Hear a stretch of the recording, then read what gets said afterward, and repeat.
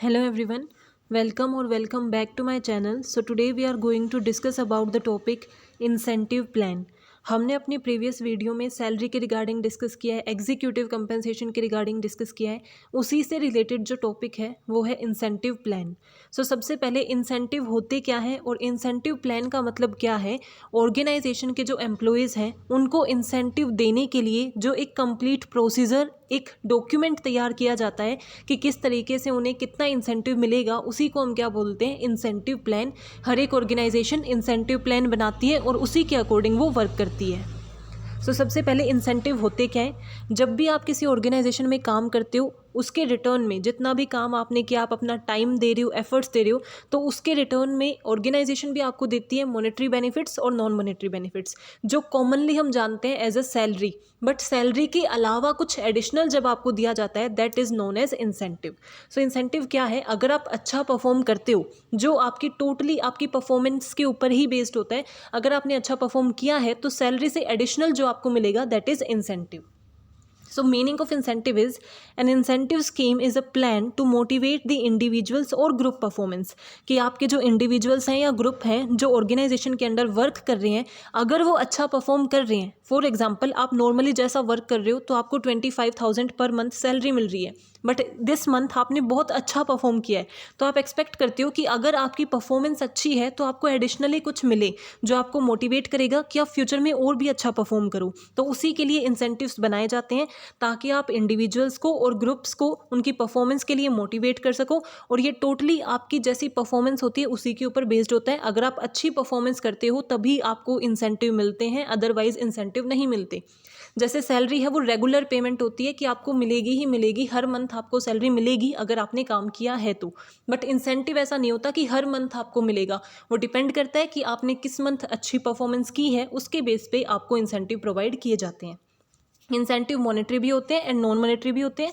Monetary क्या है, जिसको आप मनी की टर्म में मेज़र कर सकते हो, और नॉन मॉनेटरी जिसको हम मनी की टर्म्स में कन्वर्ट नहीं कर सकते या मेज़र नहीं कर सकते. Incentives are variable and not fixed. आप ये बोल सकते हो कि वो वेरिएबल है, फिक्स्ड नहीं है. जैसे सैलरी जो होती है वो फिक्स्ड होती है, आपको हर मंथ मिलेगी, बट इंसेंटिव्स वेरिएबल हैं. जिस मंथ आपने अच्छा परफॉर्म किया होगा उसी मंथ आपको ये मिलेंगे, और आपकी अचीवमेंट के अकॉर्डिंग ही आपको ये ग्रांट किया जाता है. जितना अच्छा परफॉर्म किया होगा उसके बेस पे आपको इंसेंटिव्स मिलेंगे. फॉर एग्जाम्पल अगर दो एम्प्लॉयज़ हैं ए एंड बी, दोनों की परफॉर्मेंस अच्छी रही है तो दोनों को इंसेंटिव मिलेंगे इन कंपैरिजन टू कि किसकी ज़्यादा अच्छी रही है उसको इंसेंटिव थोड़े ज़्यादा मिल जाएंगे, जिसकी कम अच्छी रही है उसे इंसेंटिव कम मिलेंगे, और अगर किसी की परफॉर्मेंस अच्छी नहीं रही है तो उसे इंसेंटिव नहीं मिलेगा. ये टोटली आपकी परफॉर्मेंस पे, आपकी अचीवमेंट के ऊपर बेस्ड होता है, इसीलिए आप इसको पेमेंट बाय रिजल्ट भी बोलते हो. आई होप आपको इंसेंटिव का मीनिंग क्लियर हो गया होगा कि जो आपको एक रेगुलर पेमेंट मिलती है, जो आपको सैलरी मिलती है, उसके एडिशनल जब आपको पेमेंट मिलती है बिकॉज आपने अच्छा परफॉर्म किया है, आपकी परफॉर्मेंस अच्छी रही है, आपने कुछ अचीव किया है, तो जो एडिशनल पेमेंट आपको मिलती है वेदर इन मॉनेटरी टर्म्स और non monetary terms, that is known as incentive. Now features of sound incentive plan.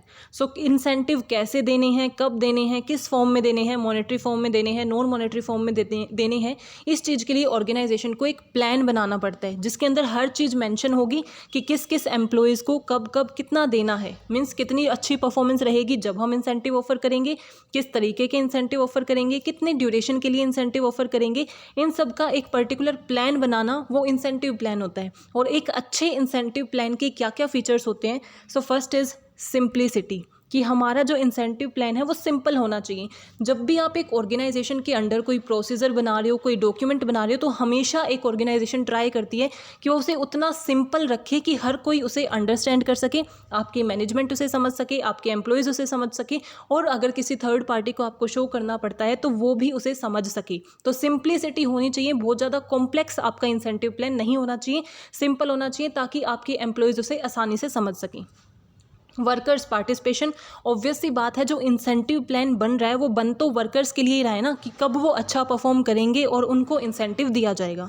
For example एक वर्कर है ए, अगर वो मंथली 1000 यूनिट बनाता है जो उसकी नॉर्मल प्रोडक्शन है, अगर वो 1500 बनाता है एक मंथ में तो ऑब्वियसली उसने नए से बहुत ज़्यादा मीन्स जो नॉर्मली वो परफॉर्म करता है उससे बहुत अच्छा परफॉर्म किया है, तो इसके लिए उसे इंसेंटिव दिया जाएगा। तो हमारे वर्कर्स को ये पता होना चाहिए कि कब वो अच्छा परफॉर्म करते हैं, कितना अच्छा परफॉर्म करने पे उनको इंसेंटिव मिलेगा, किस तरीके से मिलेगा। सो सिंप्लिसिटी होनी चाहिए। एंड वर्कर्स का पार्टिसिपेशन का मतलब क्या है, जब आप इंसेंटिव प्लान बनाते हो तो आपके वर्कर्स की उसके अंदर इन्वॉल्वमेंट होनी चाहिए। ऐसा नहीं है कि मैनेजमेंट ने अकेले बैठ के एक इंसेंटिव प्लान बना लिया, नहीं, वर्कर्स के इंटरेस्ट को, वर्कर्स के पार्टिसिपेशन को भी उसके अंदर रखना चाहिए। वर्कर्स का पार्टिसिपेशन आप किस तरीके से कर सकते हो, ट्रेड यूनियन को आप इनवाइट कर सकते हो अपनी मीटिंग के अंदर और ट्रेड यूनियन के साथ बैठ के आप डिस्कस करोगे और इंसेंटिव प्लान को फाइनलाइज करोगे, क्योंकि ट्रेड यूनियन आपके वर्कर्स को ही रिप्रेजेंट करती है। जितने भी वर्कर्स आपके ऑर्गेनाइजेशन में हैं, कुछ ट्रेड यूनियन के मेंबर्स होते हैं, वो उन्हीं के इंटरेस्ट के लिए वर्क करते हैं, उन्हीं को रिप्रेजेंट करते हैं। तो सिंप्लिसिटी होनी चाहिए, वर्कर्स का पार्टिसिपेशन होना चाहिए, इकोनॉमिकल होना चाहिए।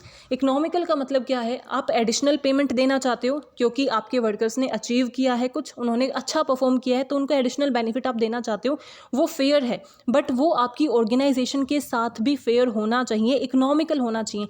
ऐसा नहीं कि जितना आपको प्रॉफिट नहीं हुआ उतना आपने अपना लॉस कर लिया, तो ऐसा ना हो। आप अपने कॉस्ट बेनिफिट को एनालाइज करके उसके बेस पे इंसेंटिव प्लान बनाएं। देन इक्विटेबल, ऑब्वियस सी बात है, उसमें कुछ भी डिस्क्रिमिनेशन या बायसनेस नहीं होनी चाहिए। जो जैसा परफॉर्म कर रहा है, जितना अच्छा परफॉर्म कर रहा है, उसको उस बेस पे इंसेंटिव मिलना चाहिए। उसके अंदर डिस्क्रिमिनेशन नहीं होनी चाहिए कि ये जो अंडर मेरे एम्प्लॉय है ये अच्छा है बिकॉज ये मेरे इसके साथ अच्छे रिलेशन है इसीलिए इसको इंसेंटिव मिलना है, ऐसा नहीं होना चाहिए। जिसकी परफॉर्मेंस अच्छी है उसको ही इंसेंटिव मिले, जिसकी जितनी ज़्यादा अच्छी होगी उसे उतने ही इंसेंटिव मिलेंगे। Then prompt payment. Prompt payment का मतलब क्या है, इंसेंटिव प्लान बना देना इज़ ईजी बट उसे फॉलो करना इज़ ऑल्सो इंपॉर्टेंट। कि आपने प्लान तो बना दिया, हर एक ऑर्गेनाइजेशन प्लान तो बनाए बैठी है, बट क्या वो एक्चुअल में उसे फॉलो कर रही है, क्या इंसेंटिव उन्हें टाइमली मिल रहे हैं या नहीं। आपने जनवरी में अच्छा परफॉर्म किया, आपको इंसेंटिव जाके दिसंबर में मिल रहा है, सितंबर में मिल रहा है, तो वो बहुत ज़्यादा डिले हो जाता है, जिससे वो जो एग्जैक्ट मोटिवेशन उन्हें मिलनी चाहिए थी वो मोटिवेशन नहीं मिलती है। तो जब वो अच्छा परफॉर्म कर रहे हैं, इंसेंटिव भी उन्हें उसी मंथ में मिल जाने चाहिए ताकि साथ साथ उनकी पेमेंट हो रही है तो वो मोटिवेट भी तभी होंगी।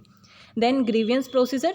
ग्रीवियंस प्रोसीजर का मतलब क्या है, आपने इंसेंटिव प्लान बना दिया, आपने ऑर्गेनाइजेशन की साइड से वर्क कर दिया, बट अगर किसी वर्कर को उसमें कोई प्रॉब्लम नज़र आ रही है, उससे में ऐसा लगता है कि इसमें यहाँ बायसनेस है, यहाँ कुछ गलत है, तो ग्रीवियंस प्रोसीजर होना चाहिए कि अगर किसी को कोई ग्रीवियंस है, कोई प्रॉब्लम है, इशू है, तो वो जाके एड्रेस कर सकता है, वो बता सकता है कि मुझे ये चेंजेस चाहिए हैं या ये चीज़ सही नहीं है इंसेंटिव प्लान में। तो एक ग्रीवियंस प्रोसीजर होना चाहिए जो आपके एम्प्लॉयज़ को सेटिस्फाई रखेगा। Must guarantee minimum wage. Minimum wage क्या होती है, आपकी सैलरी। इंसेंटिव का मतलब ये कभी नहीं होना चाहिए कि इस मंथ आपको इंसेंटिव मिल रहे हैं तो सैलरी के अंदर कॉम्प्रोमाइज़ करना पड़ेगा। सैलरी जितनी है उतनी की उतनी ही रहे, उसके बाद जो एडिशनल पेमेंट आपको करनी है वही इंसेंटिव के अंदर आना चाहिए। सो ये क्या थे features of sound incentive plan. Now what are the features of incentive plan, कि सिंपली इंसेंटिव प्लान क्या होता है, जो आपकी इंसेंटिव के डेफिनेशन है वही उसके क्या हो जाते हैं, फीचर्स हो जाते हैं। कि इंसेंटिव क्या है, directly linkage to the performance, कि वो ऐसा नहीं है कि रेगुलरली आपको मिल रहे हैं, वो वेरिएबली आपको मिलेंगे। जिस मंथ में, जिस टाइम पीरियड में आप अच्छा परफॉर्म करोगे उसी टाइम पीरियड के लिए आपको इंसेंटिव मिलते हैं, जो डायरेक्टली आपकी परफॉर्मेंस से लिंक्ड है। अगर आपने अच्छा परफॉर्म किया है तभी इंसेंटिव मिलता है, वरना नहीं मिलता है। जितनी अच्छी परफॉर्मेंस होगी उतनी ही इंसेंटिव आपको मिलेंगे। It helps to motivate employees. Obvious सी बात है, अगर आप अच्छा कर रहे हो और उस चीज़ को एड्रेस किया जाता है, रिकॉग्नाइज किया जाता है कि हाँ आपने इस टाइम बाकियों से अच्छा परफॉर्म किया है या आपकी प्रीवियस परफॉर्मेंस से आपकी परफॉर्मेंस अच्छी रही है, तो आपकी मोरल एंड मोटिवेशन इंप्रूव होती है। आपको अच्छा लगता है, आपको लगता है कि ऑर्गेनाइजेशन मुझे रिकॉग्नाइज कर रही है, वो समझ रही है कि मैंने अच्छा परफॉर्म किया है और मुझे इंसेंटिव भी दे रही है, तो वो आपको ऑब्वियसली मोटिवेट करेंगे और फ्यूचर में आपकी प्रोडक्टिविटी एंड परफॉर्मेंस दोनों इंप्रूव हो जाएंगी। Include both monetary and non monetary पे, कि इंसेंटिव के अंदर आप मॉनेटरी बेनिफिट्स भी प्रोवाइड कर सकते हो और नॉन मॉनेटरी बेनिफिट्स भी प्रोवाइड कर सकते हो, जो हम आगे डिस्कस करेंगे कि मॉनेटरी में कौन कौन से आते हैं एंड नॉन मॉनेटरी में कौन कौन से आते हैं। Incentive encourages attendance and reduce absenteeism. Obvious सी बात है, अगर वो मोटिवेटेड होंगे, उनकी मोरल अप होगी, तो अटेंडेंस उनकी ज़्यादा अच्छी रहेगी, आपके एम्प्लॉयज़ रेगुलरली जॉब पर आएंगे, अब्सेंटिज्म रिड्यूस हो जाएगा। And it can vary person from person. Obvious सी है बात ये है कि अगर आपका इंसेंटिव परफॉर्मेंस बेस्ड है तो जिस पर्सन की जैसी परफॉर्मेंस रहेगी वैसे ही उसे इंसेंटिव मिलेंगे, तो हर पर्सन के इंसेंटिव वेरी कर सकते हैं उनकी परफॉर्मेंस के बेस पे। Now what are the components of financial incentives और मॉनेटरी इंसेंटिव्स। मॉनेटरी इंसेंटिव और फाइनेंशियल इंसेंटिव क्या होते हैं, जिनको आप मनी की टर्म में मेजर कर सकते हो। तो मॉनेटरी इंसेंटिव क्या क्या हैं कि सैलरी के अलावा कौन कौन से एडिशनल मॉनेटरी इंसेंटिव आप अपने एम्प्लॉयज़ को प्रोवाइड कर सकते हो, और इनमें से कौन से आप प्रोवाइड करोगे वो किसके अंदर डिसाइड होता है, इंसेंटिव प्लान के अंदर। तो सबसे पहले है profit sharing. Profit sharing simple सी बात है कि आपके जो एम्प्लॉयज़ हैं उन्होंने अच्छा काम किया जिसकी वजह से आपका प्रॉफिट ज़्यादा हुआ है, कि रेगुलरली मान लो आपको हर महीने 1 लाख का प्रॉफिट होता था, इस बार आपको 2 लाख का प्रॉफिट हो गया, तो जो एडिशनल प्रॉफिट आपका हुआ है वो आप अपने एम्प्लॉयज़ के साथ शेयर करोगे, उसी को हम क्या बोलते हैं, प्रॉफिट शेयरिंग। सो ये भी एक फाइनेंशियल इंसेंटिव है। देन सेकेंड इज को पार्टनरशिप। को पार्टनरशिप का मतलब क्या है कि आप अपने एम्प्लॉयज़ को शेयर्स इशू करते हो। जो आपके शेयर्स हैं, शेयर से क्या होता है, ओनरशिप मिल जाती है। तो जब कंपनी ऑफर करती है अपने शेयर्स एम्प्लॉयज़ को, जिससे उनको ओनरशिप भी मिल जाएगी और वो पार्टनर बन जाएंगे, जो मैनेजमेंट है और ओनर है उनके साथ, उसको हम बोलते हैं को पार्टनरशिप। जो शेयर इशू करने का बेनिफिट क्या है कि अगर एक शेयर बाहर मार्केट में 100 रुपये का मिल रहा है तो आप अपने एम्प्लॉयज़ को उसे कम प्राइस में 80 रुपये में, 70 रुपये में ऑफर करते हो, उसको हम बोलते हैं को पार्टनरशिप। देन बोनस, आप उन्हें बोनस दे सकते हो हायर परफॉर्मेंस के लिए। बोनस आपने सुना होगा ना कि कभी कभी मिलता है, आपकी दिवाली का बोनस आपको मिलता है, अच्छी परफॉर्मेंस की वजह से बोनस मिलता है, वो भी आपका एडिशनल पेमेंट होता है। कमीशन और प्रोडक्टिविटी लिंकेज वेज। तो इसका मतलब क्या है, कमीशन क्या होती है कि जितना आपने काम किया है उसका एक परसेंटेज आपको मिल जाएगा, कि आपको पहले से फिक्स होगा कि 25% प्रॉफिट का आपको मिल जाएगा, या 25% जितनी आप सेल्स करोगे उसका आपको मिल जाएगा। तो कमीशन एक फिक्स्ड होती है कि अगर एम्प्लॉय ने अच्छा परफॉर्म किया तो इस % की कमीशन उन्हें मिलेगी। सो कमीशन भी क्या है, फाइनेंशियल इंसेंटिव है। Then retirement benefit. Retirement benefit भी हमारे क्या होते हैं, फाइनेंशियल इंसेंटिव्स ही होते हैं, जिसको आप मॉनेटरी टर्म में मेजर कर सकते हो। And every employee want to secure their life after retirement, कि एक पर्टिकुलर टाइम तक आप जॉब कर रहे हो उसके बाद भी आपको सिक्योरिटी चाहिए होती है, जिसके लिए एक ऑर्गेनाइजेशन रिटायरमेंट बेनिफिट बनाती है, जो अपने ऑर्गेनाइजेशन में जो भी एम्प्लॉयज़ हैं उनको वो ऑफर करती है आफ्टर रिटायरमेंट। जैसे कि प्रोविडेंट फंड है, ग्रेचुटी है, पेंशन हैं, ये सब क्या है, रिटायरमेंट बेनिफिट। इसके अलावा क्या है, पर्क्स। पर्क्स भी क्या है, ऐसे जैसे हाउस अलाउंसेज, कार अलाउंसेज, ये सब जब आप अपने एम्प्लॉयज़ को प्रोवाइड करते हो, जिसको आप मॉनेटरी टर्म्स में मेजर कर सकते हो, ये भी आपके क्या है, फाइनेंशियल इंसेंटिव्स हैं, कि जिस एम्प्लॉय ने अच्छा काम किया है आप उसे हाउसिंग अलाउंस प्रोवाइड कर रहे हो, तो वो भी क्या है, एक फाइनेंशियल इंसेंटिव है। तो ये सब क्या है, फाइनेंशियल इंसेंटिव जो एक ऑर्गेनाइजेशन प्रोवाइड कर सकती है अपने एम्प्लॉयज़ को। Profit sharing, co partnership, bonus, commission, retirement benefit, perks.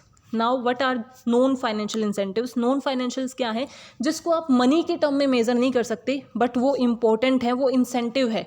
जो फाइनेंशियल इंसेंटिव्स हैं उनसे भी ज़्यादा इंपॉर्टेंट नॉन फाइनेंशियल को माना जाता है, क्योंकि वो एक इनर साइड को टच करते हैं। फॉर एग्जांपल स्टेटस है, सिक्योरिटी, एनरिचमेंट, ये सब आपके क्या है, नॉन फाइनेंशियल इंसेंटिव। तो सबसे पहला क्या है, status.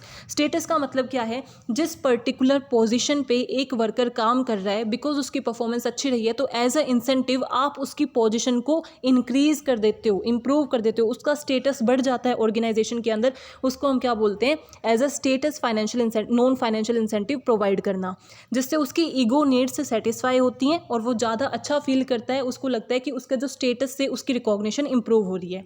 Then second is career advancement opportunity. हर कोई अपने ऑर्गेनाइजेशन में जिसमें भी वर्क कर रहा है हमेशा चाहता है कि वो ग्रो करे, उनका करियर ज़्यादा अच्छा बन जाए।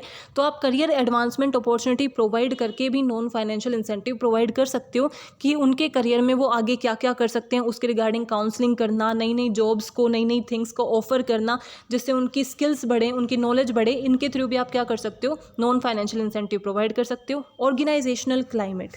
ऑर्गेनाइजेशनल क्लाइमेट का मतलब क्या है, कैसा वर्किंग एनवायरनमेंट, कैसा उसको ऐसा फील होता है आपके एनवायरनमेंट के अंदर, उनका क्लाइमेट, कल्चर कैसा लगता है ऑर्गेनाइजेशन का। तो अगर आप एक फ्रेंडली, जिसके अंदर आप अपने एम्प्लॉय को समझते हो, उसकी रिस्पेक्ट करते हो, उसकी डिग्निटी को मेंटेन करते हो, ऐसा इंसेंटिव प्रोवाइड कर रहे हो, तो वो भी उनके लिए क्या है, एज ए इंसेंटिव ही वर्क करेगा, कि आपके लिए एक positive working organizational climate create किया गया है। Then job security. Job security का मतलब क्या है कि आपको जॉब से नहीं निकाला जाएगा, ये सिक्योरिटी आपको दी जा रही है। तो ये बहुत इंपॉर्टेंट हो जाता है, क्योंकि ज़्यादातर प्राइवेट केसेस में क्या होता है कि प्राइवेट कंपनीज में ये इशू रहता है कि आपको कभी भी जॉब से निकाल सकते हैं, बट अगर आपकी परफॉर्मेंस अच्छी है तो वो आपको as a non financial incentive security provide करते हैं कि ऑर्गेनाइजेशन आपको जॉब से नहीं निकालेगी। तो वो भी एक इंसेंटिव है। Then job enrichment. Job enrichment का मतलब क्या है, आपकी जॉब की पोजीशंस को इंप्रूव कर देना, आपका प्रमोशन कर देना, वो भी as a non financial incentive work करता है। एम्प्लॉय पार्टिसिपेशन और एम्पावरमेंट। एम्प्लॉय पार्टिसिपेशन का मतलब क्या है, जो एम्प्लॉय अच्छा परफॉर्म कर रहा है उसको डिसीजन मेकिंग में स्टार्ट कर देना, उसका पार्टिसिपेशन इंप्रूव कर देना, यानी कि अब उसे भी हम इन्वॉल्व कर रहे हैं हैं, जब हम इंपॉर्टेंट डिसीजन ले रहे हैं, पॉलिसी बना रहे हैं, प्लान बना रहे हैं, तो वो मोटिवेट होगा, वो भी एज ए इंसेंटिव वर्क करेगा। एम्पावरमेंट का वर्क क्या होता है, उसकी जो अथॉरिटी है उसे इंप्रूव कर देना, उसके अंडर और पावर आ जाए, उसको और पावर डेलीगेट कर देना। एंड रिकॉग्निशन का सिंपल मतलब यही होता है, चाहे अवार्ड दो आप या फिर सबके सामने उनकी तारीफ कर दो, तो उन सब के क्या होता है कि उसे ये फील होता है कि उनकी जो चीज़ें उन्हें आइडेंटिफाई किया जा रहा है और उन्हें रिकॉग्निशन मिल रही है। तो ये सारे नॉन फाइनेंशियल इंसेंटिव्स हैं जो आप एम्प्लॉयज़ को प्रोवाइड कर सकते हो। Now what are the advantages of incentives. अगर आप इंसेंटिव अपने एम्प्लॉयज़ को प्रोवाइड कर रहे हो तो उसकी क्या क्या एडवांटेजेस हैं, तो ये बहुत सिंपल है कि उनकी परफॉर्मेंस इंप्रूव होगी, क्योंकि वो मोटिवेट होंगे, आगे और भी अच्छा परफॉर्म करेंगे। अगर उनकी परफॉर्मेंस इंप्रूव हो रही है तो ऑब्वियस सी बात है ऑर्गेनाइजेशन की प्रोडक्टिविटी इंप्रूव होगी। बूस्ट कॉन्फिडेंस, उसके अंदर कॉन्फिडेंस आएगा और अच्छा परफॉर्म करने के लिए, क्योंकि उन्हें इंसेंटिव मिला है तो उन्हें लगता है कि हाँ हमने कुछ अचीव कर लिया है। मोरल एंड मोटिवेशन इंप्रूव होगी। बेटर यूटिलाइजेशन ऑफ रिसोर्सेज, कि वो जो रिसोर्सेज हैं ऑर्गेनाइजेशन के पास, चाहे वो मॉनेटरी हो, फिजिकल हो, एसेट्स हो, जितनी भी रिसोर्सेज हैं उनका और अच्छे से यूटिलाइजेशन होगा और बेटर प्रोडक्टिविटी होगी। उनके ऑर्गेनाइजेशन के साथ अच्छे रिलेशन हो जाएंगे, बिकॉज उन्हें लगेगा ऑर्गेनाइजेशन हमारे बारे में सोचती है, अच्छे से वर्क करती है, और जिससे आपके जो एम्प्लॉयज़ हैं वो ऑर्गेनाइजेशन के अंदर बने रहेंगे, आपकी ऑर्गेनाइजेशन को छोड़ के नहीं जाएंगे, लेबर टर्नओवर भी रिड्यूस हो जाएगा। So I hope you are clear with this topic. If you have any doubt, please mention in comment section. Don't forget to like, subscribe and share my channel. Thank you. Keep supporting.